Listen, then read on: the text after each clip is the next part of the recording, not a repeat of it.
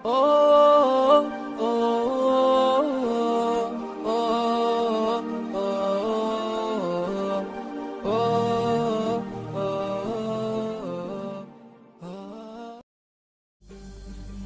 A'udzu billahi samil alim minasyaitonir la'inir rajim. Bismillahirrahmanirrahim. Alhamdulillahi rabbil alamin. Fatirus samawati ula wal aradina sufla. Tsumma sholatu wassalamu ala asyrafil anbiya wal mursalin. Habibina wa habibi ilahil alamin. Sumya fis samai bi Ahmad wa fi ardina bi Abi Qasimil Mustafa Muhammad wa alihil athhar wa ashabihil akhyar wa man tabi'a hudahum bi ihsanin ila qiyami yaumil mahsyar. Uhayyikum tahiyatul Islam tahiyatan mubarakah min indillahil azizil hakim. Assalamualaikum warahmatullahi wabarakatuh. Para pemirsa Hikmah.tv yang dirahmati Allah Subhanahu wa taala, kita berjumpa kembali di acara Hikmah Ramadan. Sungguh sangat tak terasa kita sudah memasuki penghujung bulan Ramadan, yaitu hari ke-29 bulan suci Ramadan. Jika sekiranya Ramadan tahun ini 29 hari, maka pertemuan kita di bulan Ramadan sudah berakhir pada hari ini dan besok kita memasuki 1 Syawal. Tetapi jika 30 hari kita masih ada tersiksa waktu 1 hari berada di bulan suci Ramadan, mari kita jadikan sisa penghujung Ramadan ini sebagai amal pamungkas bagi kita agar kita mendapatkan pengampunan dari Allah Subhanahu wa taala dan menjadikan kita sebagai alumni Madrasah Ruhiyah Ramadan yang berhasil untuk mempraktekkan menjalani samudra kehidupan di 11 bulan yang akan datang. Masyaallah ikhwah yang dirahmati Allah Subhanahu wa taala, sesungguhnya makhluk Allah yang bernama manusia memang diserahkan oleh Allah Subhanahu wa taala sebagai khalifah fil ard. Inni ja'ilun fil ardi khalifah. Yang dimaksud di sini adalah Nabi Adam alaihi salatu wasalam dijadikan Allah Subhanahu wa taala sebagai manusia pertama. Beliau mengemban tugas sebagai khalifah, sebagai rasul, sebagai nabi dari sekian makhluk Allah Subhanahu wa taala. Baik itu para malaikat, binatang, tumbuh-tumbuhan, manusia, semua yang diciptakan Allah Subhanahu wa taala yang terpilih menjadi pengelola bumi ini adalah manusia. Manusia dijadikan Allah sebagai pengelola bumi ini. Arti khalifah di sini apa? Arti khalifah di sini penerima mandat dari Allah Subhanahu wa taala untuk membangun bumi ini dan mencegah dari kerusakan, sebagaimana salah satu tabiat manusia adalah ada unsur hewaninya, di mana yang berhak untuk memilih khalifah adalah Allah Subhanahu wa taala dalam rangka untuk mencegah kerusakan-kerusakan yang ada di muka bumi ini. Masyaallah ikhwah yang dirahmati Allah Subhanahu wa taala, sesungguhnya manusia sejak dilahirkan dari rahim ibunya, dia adalah makhluk yang mencintai kemerdekaan. Fitrah manusia itu adalah makhluk yang mencintai kemerdekaan dan sangat membenci dengan penjajahan, di mana manusia itu adalah sosok yang merdeka, sehingga Allah Subhanahu wa taala memberikan karunia kepada manusia di samping dia sebagai makhluk lahiriah yang memiliki unsur hewani, syahwati, yang berpotensi untuk jatuh eksistensinya jika dia menonjolkan atau syahwatnya lebih dominan daripada akal sehatnya. Begitu juga manusia merupakan makhluk ruhaniyah, makhluk ruhiyah, makhluk batiniah yang berpotensi untuk mengungkap hakikat-hakikat ilahi, di mana Allah Subhanahu wa Ta'ala telah membekali manusia ini dengan akal, di mana akal sebagai alat barometer untuk menentukan sesuatu itu baik dan buruk.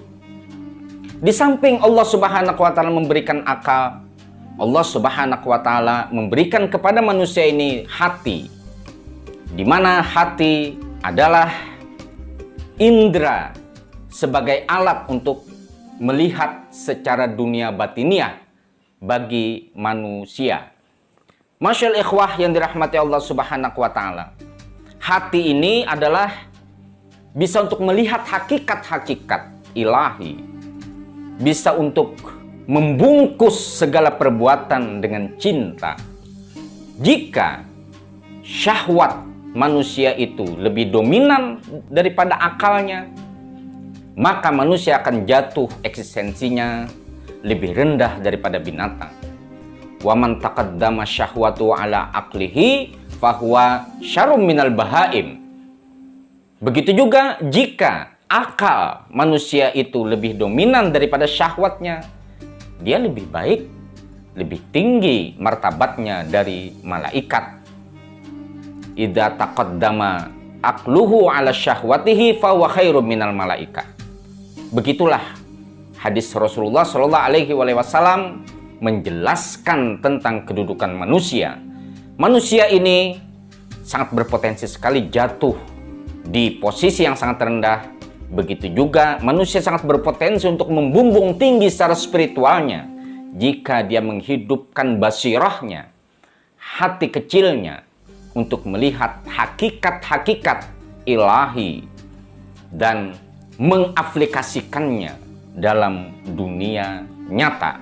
Masyaallah ikhwah rahmakumullah, disebabkan manusia itu secara fitrah tidak menyukai penjajahan, maka sudah seharusnya fitrah itu digerakkan agar jika manusia melihat sebuah penjajahan di muka bumi ini, fitrah ilahi yang dititipkan Allah Subhanahu wa Ta'ala ke dalam diri manusia itu berfungsi untuk mencegah dari segala bentuk penjajahan.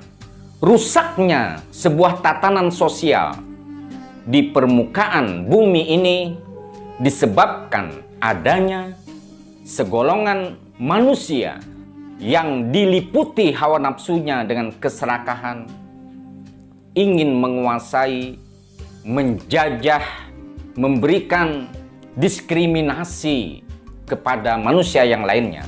Timbullah sebuah ideologi penjajahan. Hari ini kita melihat bahwa sesungguhnya para penjajah itu dia tidak sedikit pun untuk melihat nilai-nilai moral dalam sebuah agama. Bisa dikatakan bagi manusia yang bermental penjajah, dia tidak akan pernah bisa untuk melihat nilai-nilai keluhuran agama.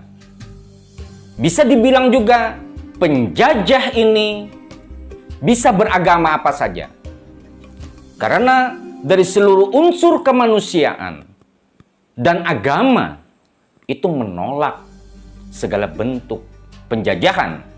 Sehingga Zionis itu kerap kali untuk memasang pengaruh di tengah-tengah hiruk-pikuk dunia ini. Bahkan agama bisa dijadikan sebuah alat untuk memuluskan tindakan penjajahannya. Karena ideologi Zionis itu tidak memandang agama. Kita melihat bahwa bagaimana negara-negara kaum muslimin dijajah oleh sekelompok manusia yang menamakan dirinya sebagai adidaya, superpower dunia, tetapi menjadikan alat dari bagian kaum muslimin itu sendiri menjadi bengis dengan memakai simbol-simbol agama, bertakbir, tetapi mereka menakut-nakuti manusia atau umat beragama yang lainnya. Mereka sering sekali melantunkan ayat-ayat suci, namun ayat-ayat suci itu ditafsirkan berdasarkan pemikirannya sendiri. Kita mengenal dalam dunia perpolitikan global ada tijaratus tsaurah, perdagangan revolusi. Jadi sekali lagi, manusia yang bermental penjajah itu tidak dilihat dari agama. Bahkan untuk menghancurkan sebuah negara, dia mengambil dari sebagian orang-orang yang ada di negara tersebut untuk dijadikan alat. Akhirnya lahirlah teroris. Padahal mereka dibenturkan dengan saudara seagama, sebangsa dan setanah air. Pertumpahan darah terjadi. Dikarenakan apa? Karena kesalahkahan dunia dan ingin menanamkan satu sikap adidaya, ingin diakui oleh publik dunia bahwa dia sebagai superpower. Inilah yang terjadi hari ini. Apa yang dilakukan oleh mereka? Mereka tidak lain dan tidak bukan, yang dilakukan oleh mereka adalah kerusakan di muka bumi ini. Bagaimana Palestina? Kita tidak sedang membicarakan tentang Yahudi. Kita tidak membicarakan tentang Islam. Kita tidak membicarakan tentang Nasrani. Tetapi kita membicarakan tentang mental penjajah atau Zionis.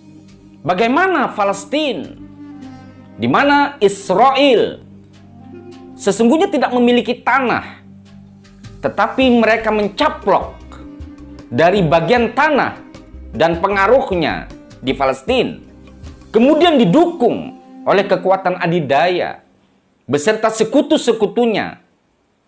Atas mereka sering mendengungkan HAM, hak asasi manusia, tetapi mereka sebagai panglima menghancur hak asasi manusia itu sendiri. Mereka membenturkan perseteruan antar bangsa, antar agama, bahkan seagama. Bagaimana di Suriah? Mereka benturkan, mereka ciptakan ISIS, mereka ciptakan Daesh, Daulah Islamiyah di Irak. Bagaimana di berbagai belahan dunia yang lainnya, di Venezuela, itu tidak ada hubungannya dengan Islam.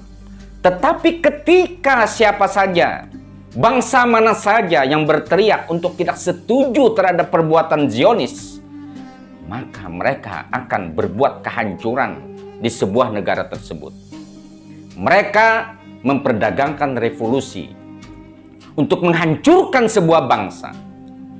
Mereka mengambil bagian dari anak bangsa itu untuk disusupi ideologi Zionis, supaya negeri yang tidak setuju dengan perbuatan Zionis tersebut, mereka akan selalu terjadi sebuah kerusuhan di negeri tersebut. Allah berfirman dalam Al-Quran, wa idza qila lahum la tufsidu fil ardi qalu innama nahnu muslihun ala innahum humul mufsiduna walakin la yash'urun. Apabila dikatakan kepada mereka, jangan kalian berbuat kerusakan di muka bumi ini, apa kata mereka? Qalu innama nahnu muslihun. Sesungguhnya kami ini membangun. Kami ini membangun peradaban. Ala innahum humul mufsidun. Tidak, kata Allah. Sesungguhnya mereka itu adalah orang-orang yang berbuat kerusakan, tetapi mereka tidak merasa. Jumat terakhir bulan Ramadan merupakan sebuah momentum bagi kita untuk menyadari bahwa kerusakan-kerusakan yang terjadi di muka bumi pada hari ini didesain oleh sebuah sistem. Tentu yang mendesain sistem ini adalah manusia-manusia serakah, penjajah. Oleh karenanya umat Islam harus bangkit melawan segala bentuk penjajahan. Bahkan Undang-Undang Dasar kita, di pembukaan Undang-Undang Dasar kita 1945, kita menolak segala bentuk penjajahan di muka bumi ini. Dan kita mendukung bangsa yang tertindas untuk terlepas dari ketertindasannya. Itulah falsafah bangsa kita. Seiring dan senyawa dengan apa yang dikatakan di dalam Al-Quran dan hadis-hadis Rasulullah SAW, bahwa manusia adalah memiliki fitrah merdeka. Zionis menjajah manusia tidak berdasarkan dia itu agama apa. Tidak penting beragama apa. Bahkan mentor-mentor Zionis untuk menjadikan manusia-manusia satu bangsa sebagai alat mereka, itu lebih alim daripada kita tentang agama kita. Mereka kadang hafal Al-Quran, hafal hadis. Bahkan mereka lebih paham sejarah Islam daripada kita, sehingga orang-orang yang bisa dipengaruhi, orang-orang yang bodoh yang bisa dipengaruhi, maka akan terjebak dengan sebuah janji-janji mereka, dengan fitnah-fitnah yang mereka keluarkan, sehingga terjadi perpecahan di suatu bangsa di antara umat manusia. Semoga kita berharap umat Islam itu sadar. Banyak saudara-saudara kita dijajah oleh manusia-manusia bermental penjajah. Bagaimana Yaman diinvasi oleh Saudi yang didukung oleh kekuatan adidaya dan sekutu-sekutunya. 5 tahun lebih Yaman dijajah, diinvasi, rakyat sipil dibom, anak-anak kelaparan, anak-anak kecil dibom, anak-anak sekolah dibunuh. Ini tidak lain dan tidak bukan adalah perlakuan Zionis. Walaupun mereka beragama Islam, tetapi mentalnya adalah mental Zionis, dan mereka bersekutu dengan Zionis global internasional. Oleh karenanya, kita tidak boleh lengah. Kita tidak boleh melihat sesuatu yang seakan-akan itu agamis, seakan-akan itu adalah unsur-unsur keberimanan kita kepada Allah Subhanahu wa Ta'ala, padahal menyimpan sebuah perlakuan yang merusak di muka bumi ini. Rasulullah mengatakan, "Man lam yahtam bi umuril muslimin falaysa minna." Barang siapa yang tidak memperhatikan urusan saudara kaum muslimin, maka dia bukan dari urusan kita. Kita lengah. Bagaimana Yaman 5 tahun media-media global tidak memberitakan tentang pemberitaan Zionis. Bagaimana di Suriah ISIS membunuh tatanan, membunuh, menyembelih orang yang juga bertakbir kepada Allah Subhanahu wa Ta'ala, orang yang melaksanakan sholat dengan tujuan ingin mendirikan negara Islam, ingin mendirikan negara khilafah, tetapi mereka membunuh, menyembelih orang-orang yang juga ahlul kiblah, yang juga melakukan sholat. Mereka membunuh, mereka merobohkan kuburan wali-wali Allah Subhanahu wa Ta'ala, kuburan ahlul bait Rasulullah Sallallahu Alaihi Wasallam, ingin merobohkan kubah-kubah para wali-wali Allah Subhanahu wa Ta'ala. Ini semua tidak lain dan tidak bukan perlakuannya adalah kerusakan. Jadi ketika kita melihat halnya demikian, sekalipun mereka berjubah seperti berjubah agama, mereka tidak lain dan tidak bukan ala innahum kumul mufsiduna walakin la yash'urun. Allah mengatakan mereka mengaku sebagai pembangun, tetapi sesungguhnya mereka itu, kata Allah, adalah orang yang merusak, selalu mengadakan destruktif di mana-mana, tetapi mereka tidak merasa. Semoga kita semua selalu memperhatikan saudara-saudara kita yang terjajah dan terdetik di dalam hati kita, setidaknya doa untuk mendoakan mereka untuk terlepas dari penjajahan, dan kita menolak bulat-bulat akan penjajahan yang dilakukan oleh manusia-manusia rakus dan serakah. Sampai berjumpa pada hikmah Ramadan yang akan datang. Assalamualaikum warahmatullahi wabarakatuh.